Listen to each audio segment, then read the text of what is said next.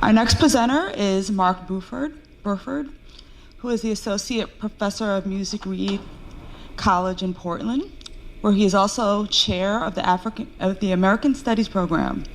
His research and teaching focuses on late 18th century and 19th century Austro-German concert music and 20th century popular music in the United States, with particular focus on African American music after World War II. His scholarship has appeared in numerous peer-reviewed journals and other edited collections. His article, Sam Cooke as Pop Album Artist, A Reinvention in 3 Songs, received the Society for American Music's 2012 Irving Lawrence Award for the Outstanding Article on American Music. He is the author of Mahalia Jackson and the Black Gospel Field, released last fall by Oxford University Press, and he recently completed a manuscript for the Mahalia Jackson Reader, an anthology of writings on Jackson that he is editing for Oxford's Readers on American Musician series. Many apologies. Title of the presentation is Mahalia Jackson's Apollo Recordings. Thank you.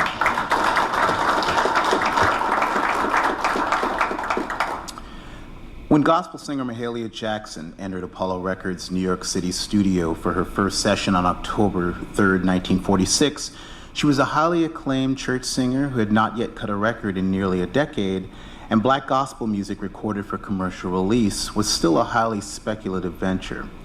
By her final session for Apollo 8 years and 14 sessions later, Jackson was a highly coveted recording artist, and spiritual music, an umbrella term for black religious recordings, was a booming field in the popular music industry. Why should we care about these recordings? Well, Jackson's Apollo sides became a foundation for her national and transnational reputation. If Jackson's church base got to know her voice through her appearances on gospel programs, many others became devoted fans and continually renewed their admiration through listening to her records. This was significant in that these sides indicated and in some ways precipitated gospel singers' changing attitudes toward recordings. For most gospel singers, live performances remained the principal vehicle for making one's name well into the 1940s. Several factors conspired to shift the culture surrounding gospel recording. The 1940 founding of BMI, which became a counterweight to ASCAP, provided fresh stimulus for composers beyond Tin Pan Alley, offered new professional vistas for gospel songwriters, and placed a new body of repertory into media circulation.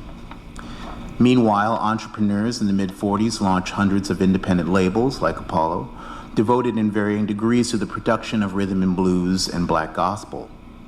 Complementing this development was the growth of black targeted radio and the increasing curatorial power of the disc jockey, which boosted the supply and accessibility of black gospel music. And though the tide was already turning, Jackson's work for Apollo was itself a watershed. In particular, the popularity of Move On Up a Little Higher, which became Jackson's first hit record in early 1948, coaxed many gospel singers to relax their tepidness toward recording. Jackson herself was convinced that Move On Up a Little Higher was the song that opened up the doors for me in many places, teaching gospel singers at the music industry that you could take religious songs and sing them just like you sing them in church, put them on records, and people would buy them. So Jackson's recordings for Apollo mark an important turning point within her personal career, but also within the history of black gospel music as recorded sound and as a vehicle of mediation between church communities and broader, more diverse listening publics. Jackson's Apollo recordings have also been mobilized in discourses on black vernacular aesthetics. Among fans and recorded collectors, they're frequently held up as exemplars of a period of relative gospel purity preceding the perceived rerouting and overproduction of Columbia Records' crossover efforts. And there's some truth to this narrative. In subsequent years at Columbia, parallel projects of producing Jackson at Columbia by George Avakian and by Mitch Miller sought to present Jackson as a jazz-leading album artist, showcasing her gospel voice as a vehicle for various forms of religious pop, though many of these same stylistic negotiations were underway even at Apollo. Yet, somewhat paradoxically, the lavish praise for and revered status of Mahalia Jackson's Apollo sessions has largely bypassed sustained consideration of the actual body of recordings. So this morning, drawing on the discussion in my books, I'd like to consider one way we might think about this body of work. First, a quick introduction of Mahalia Jackson. Jackson was born in 1911 in the uptown New Orleans neighborhood adjacent to the Mississippi River levee, now known as the Black Pearl. Baptized at Mount Moriah Baptist Church, she migrated in 1931 to Southside Chicago, where she became an active singer at Greater Salem Baptist Church. Jackson's first commercial recordings were released by Decca in 1937, but after making the rounds on the Chicago church circuit, touring as a song plugger for pioneering gospel composer Thomas A. Dorsey, and building a reputation through the National Baptist Convention, she broke through at Apollo with the unprecedented success of Move On Up a Little Higher. 6 years later, in 1954, Jackson left Apollo to become a radio, television, and recording artist for CBS and its subsidiary Columbia Records, which made her a celebrity among an entirely new body of listeners beyond her black church base. Jackson's international success with Columbia stimulated a widening interest in black gospel music that exploded the field, and one might argue helped to carve out a space of appreciation for gospel-influenced voices into which soul singers sidestepped in the early 60s. I'll mention briefly that Jackson recorded 8 songs for Apollo, listed here, that were in the vein of the religious pop that began to circulate widely around 1950 amid the surge of early Cold War era religiosity. In the interest of time, however, I'm going to focus on Jackson's more explicitly gospel-leaning, gospel-rooted repertoire at Apollo, which I believe can be sorted according to what I call 3 distinct feels: a swing feel, a gospel feel, and a free feel, reserved primarily for hymns. Though a feel may seem an ambiguous music analytical rubric, each of these feels is established by determinable factors that include tempo, metrical organization, rhythmic impulse, expressive strategy, vocal approach, relationship between Jackson and her accompanists, and repertory. So by feel, I mean something different from what ethnomusicologist Ingrid Monson suggests when she refers to the achievement of a groove or feeling in jazz performance. A feel, as I conceive of it here, is not something that is or is not attained in the act of performance, but rather it's something closer to what Albert Murray, in his analysis of the idiomatic and procedural expertise required for what he calls playing the blues, characterizes as a specific technology of stylization. So I'm thinking of it as something gospel musicians bring to their performances of songs based on their knowledge of prior performances and gospel traditions of stylization. I'm thinking of it as something, my discernment of these 3 fields on Jackson's Apollo recordings is based on my study of this body of work, and I'm not proposing an all-encompassing taxonomy for all black gospel recordings made in the 1940s and 50s, but approaching gospel recordings of this period with my ears attuned toward listening for these 3 fields. I found that they recur to a consistent degree, but my broader hope is to open up, not to foreclose closer examination and discussion of these and other gospel recordings from the era. So first, the swing feel. Jackson never forgot early criticism from conservative black Baptists that the rhythmic energy she put into her performance of gospel songs crossed the line and veered towards sacrilege. What Jackson's performances of such songs often shared is an unmistakable sense of swing, or what she herself referred to as bounce. In addition to the uneven long short eighth note subdivision typically associated with swing, the recordings that I'm specifically identifying as having a swing feel also share 4 relatively equally accented beats to a bar and faster tempos. So a 4/4 bar felt as that long short subdivision. So it's this combination of 4 beats to a bar articulation, swung eighth notes, and fast tempo that you heard actually on one of the examples that Roberta just played that established the swing feel of Jackson's performances. Jackson often took matters into her own hands on some songs, riding the swing feel with notable force. At her 8th session for Apollo, with backing singers, Jackson sounds particularly inspired, doing some of her fiercest singing on record on the swing number How I Got Over. And as you'll hear in other cases, Jackson deliberately foregrounded a song's swing feel by pulsing vowels in a manner that anticipates soul singer Mavis Staples, singing, for example, "Get away, Jordan." So she emphasizes that long, short subdivision with her pulsing. So here are 3 brief examples of Jackson's swing recordings: "Get Away, Jordan," "How I Got Over," and "Said He Would." And as you're listening, I encourage you to be attentive to the physical sensation of this feel produced by the strong forward to the floor pacing and propulsive long short subdivision of the beat.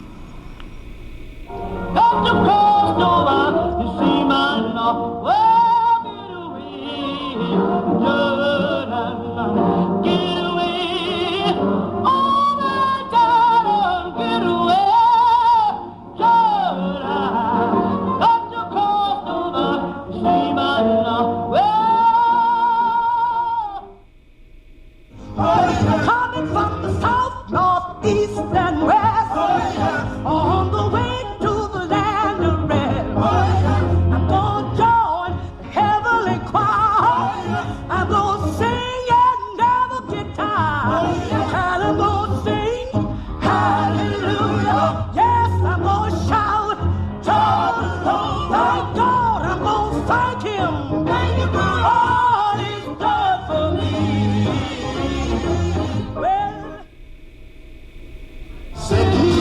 If you don't believe I've been redeemed, said He would come to me to see. Said He would, said He would. Just follow me down to the Jordan stream. Said He would come to me to see. Said He would, said He would.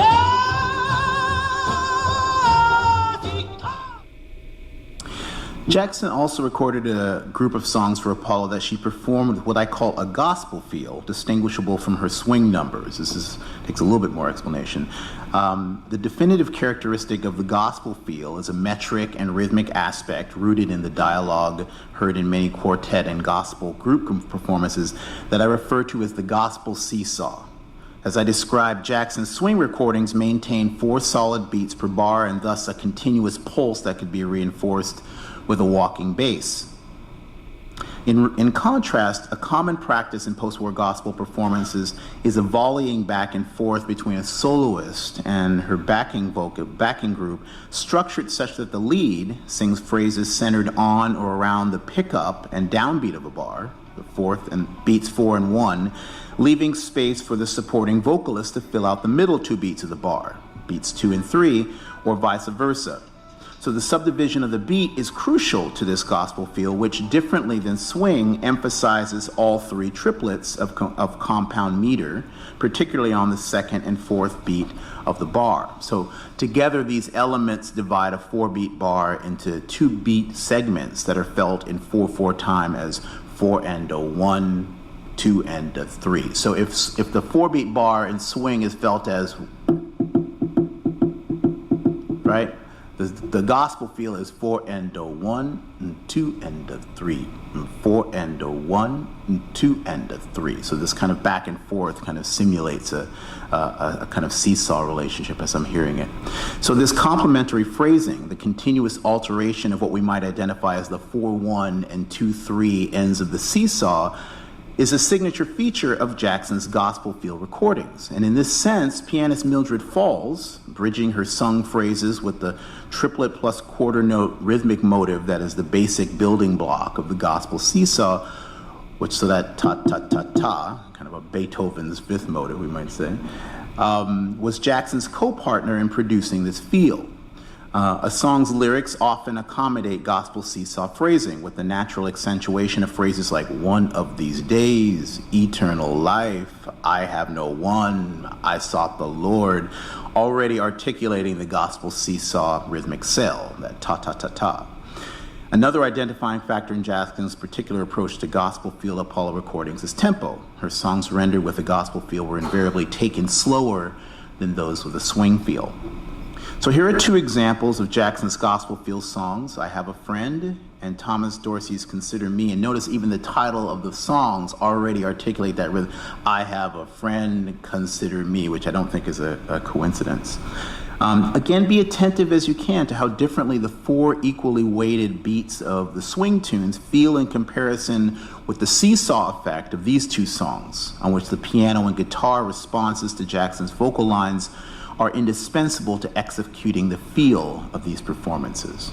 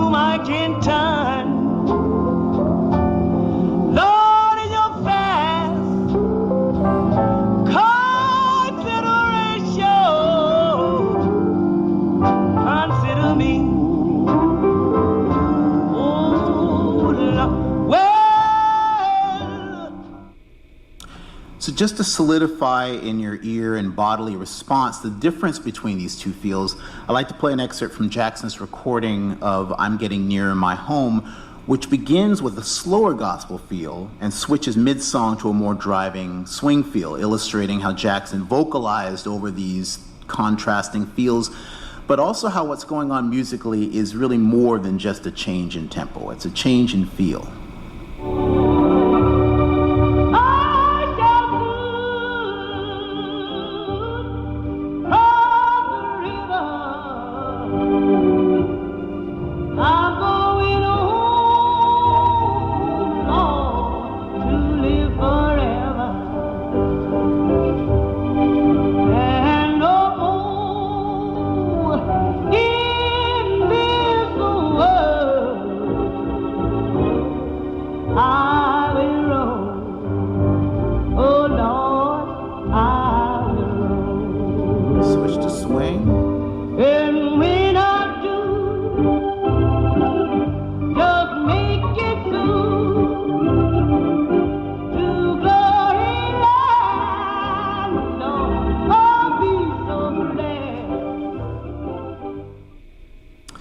The third feel on Jackson's Apollo recordings is most closely linked to her performances of hymns. Jackson recorded 14 hymns for Apollo, which she invariably performed at an exaggeratedly slow tempo, though her hymn performances are perhaps better described as free in their general non-adherence to either a steady beat or strictly measured rhythms, making room for her liquid intonation and expressive use of vocal runs. As some gospel historians have observed, Jackson's style of performing hymns reflects the influence of a venerable type of congregational singing known among Black Baptists as lined out or Dr. Watts hymnody. Hymns are lined out in the sense that the song leader introduces one line of text at a time, which is then sung by the congregation in a more elaborately drawn-out variant. Here's a short excerpt of a recording of Jackson demonstrating the lined-out Baptist hymn Before This Time Another Year for jazz historian Bill Russell in her Chicago apartment. And notice how Jackson modeled the leader group division of labor by first singing a line and then repeating it in a much more drawn-out fashion in which the congregation would have responded. Before this time another year,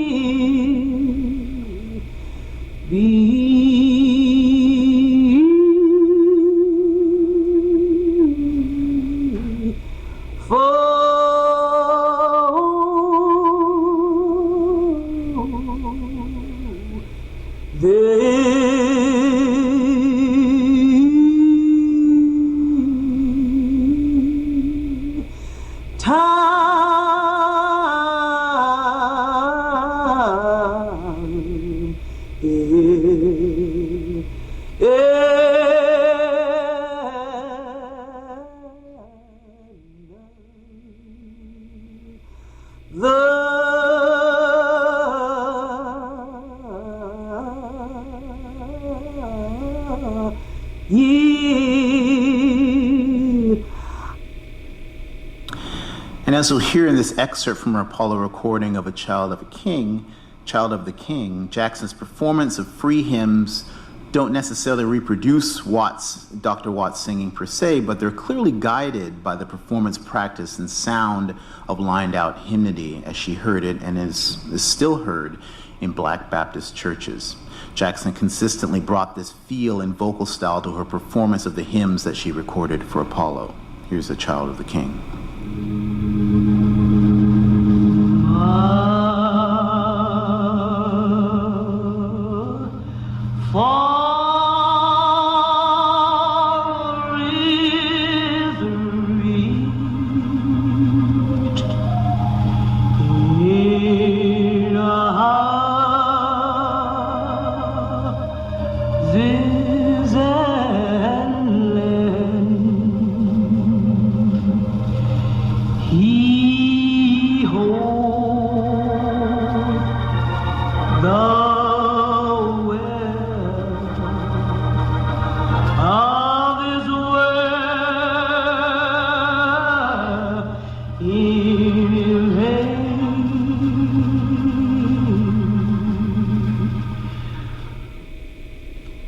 I'm happy to answer questions about these sessions, but I'll say in closing that beyond the issues I raised earlier, Jackson's Apollo recordings marked a pivot point in the Black gospel field that shadowed the music industry more broadly, a period during which the economy of gospel songs, commodified as sheet music, ceded ground to gospel singing, commodified as recordings by charismatic singers like Jackson, to be consumed by fans.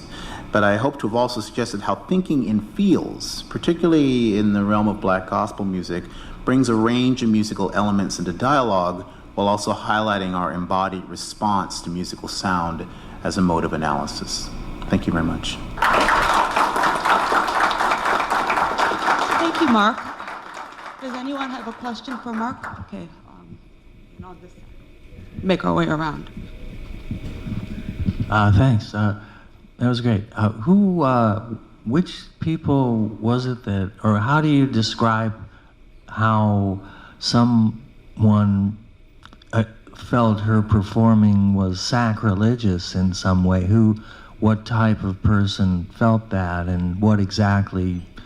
How was it defined by those people?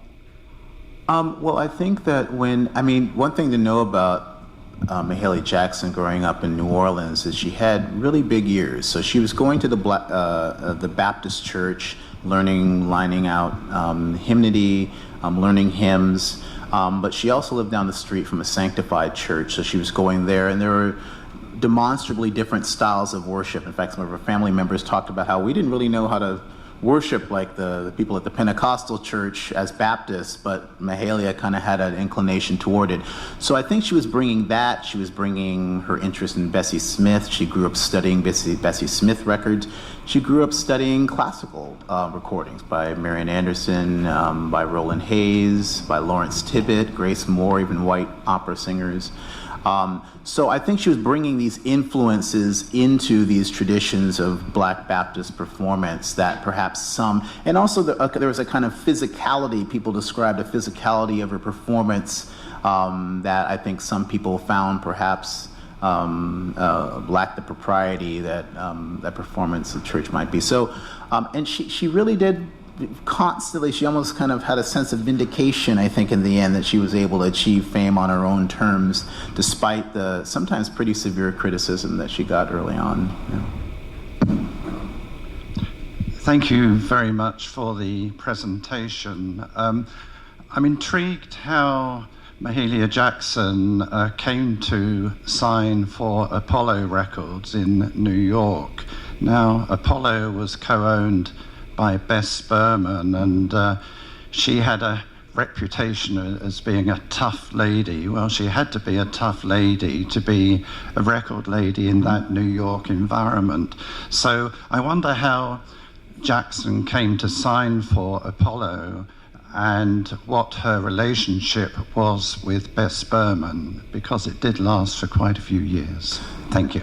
Yeah, it's a really great question. I'm glad you mentioned Bess Berman because she has a conflicted representation in the literature as being this kind of brass tacks, even kind of sometimes unscrupulous person, but she really was a pioneer in the music industry at the time. She wasn't the original owner. Her husband was the original owner, and then for reasons that are slightly unclear, she was given basically full reign of the label.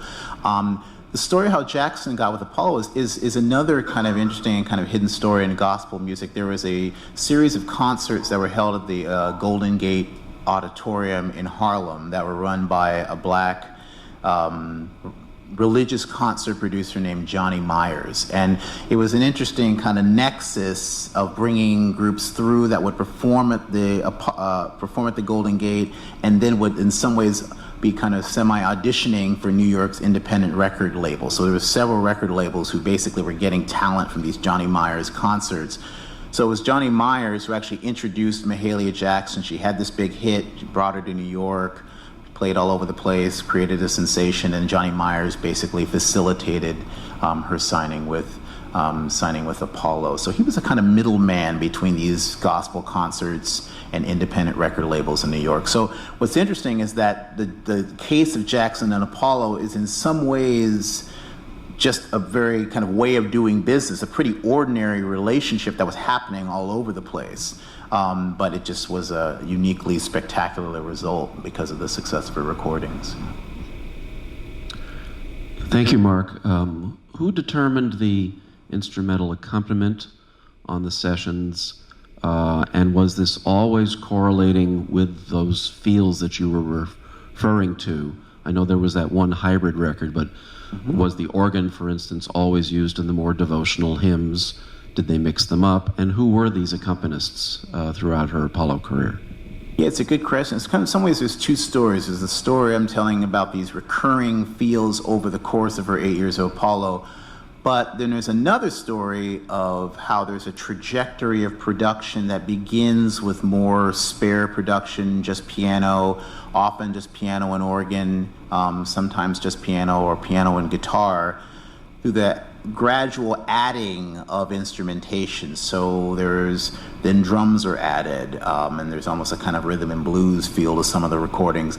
Then there's a period which I refer to as kind of her doo-wop sessions, where she's singing with these male backing groups, one of which, on the one you said he would, was the Southern Harmonaires, which was a renaming of the doo-wop group the Larks, which was a translation of an earlier gospel group, the Selah Jubilee Singers. So she went through a period where they're adding backing vocalists, and by the end, there's one kind of cuckoo record where there's a tenor saxophone on there, which I think probably for some churchgoers, tipped it a little bit too far. So there's a kind of they're thinking about how to frame her voice in various ways, and that kind of moves towards a more.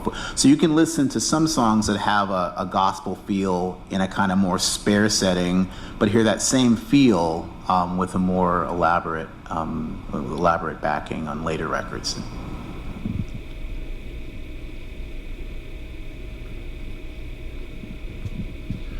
Thanks for the wonderful presentation. I have a New Orleans question. I just wonder if some of the songs that move from a gospel feel to a swing feel in the same song might in some ways mirror a jazz funeral, since many of them do precisely that. Now it's more like from a gospel feel to a funk feel, but it's the same kind of thing. That's a great question. I hadn't thought of that, but I think that's true because consistently there's maybe 5 or 6 of these hybrid songs, and they always move from a slower feel to a faster feel. So if it starts with the kind of free feel, it'll move to either a gospel feel or a swing feel. If it starts with a gospel feel, it'll move to a swing feel. So that progression from a kind of slower, more meditative kind of sound to something that has more driving, it's interesting. I wonder if that was a Jackson, I'm sure it was Jackson's choice of moving in that direction, because she talks a lot about marching in second lines and hearing this music when she was growing up in New Orleans. So thank you for that. Yeah. We have time for 1 or 2 more questions. Oh, I'm sorry. Sorry. I recall a wonderful talk you gave about 8 years ago at Reed College, and I might have asked the question. There's something been niggling in my mind. I went with a group, a carload from Bloomington, Indiana, up to Indianapolis, a tabernacle, to see Mahalia Jackson, accompanied by organist and a piano player, and a large crowd of African Americans and a little handful of white folks. And I noticed on some pieces, it seemed to me that she would get into a song with a kind of rhythm, and the audience would start picking it up, that kind of song, however it's categorized. But as soon as the audience really got into joining in with fervor, she broke into a melismatic passage. And I've scratched my head about that, and I wondered if at that time, this was 1958, whether she was kind of thinking of her art as elevated from basic church to a more different plane, as it were. Or am I misremembering? Yeah, I would say, I mean, there's a couple things that could be going on. One is, I think, as she was performing for new audiences, she was very wary of the way in which the audience was getting into the music. As she would say, I don't want to make a mockery of this. So she'd sing at the Newport Jazz Festival, but if she felt like it was being taken in too secular a way, she would kind of pull back the reins. Sometimes she also just said that, you know, white folk don't know how to clap to my music, and they would throw her off, and they'd be clapping on 1 and 3, and she would just stop and say, let's try this again with another song. So it's all kinds of reasons why she said that to a striking degree. She said that actually a lot. It's like, the audience clapped pretty good tonight. That's how he sometimes evaluated concerts. So yeah, I'm sure it's a case-by-case basis. So, yeah. Tim, did you have a question? Was there someone?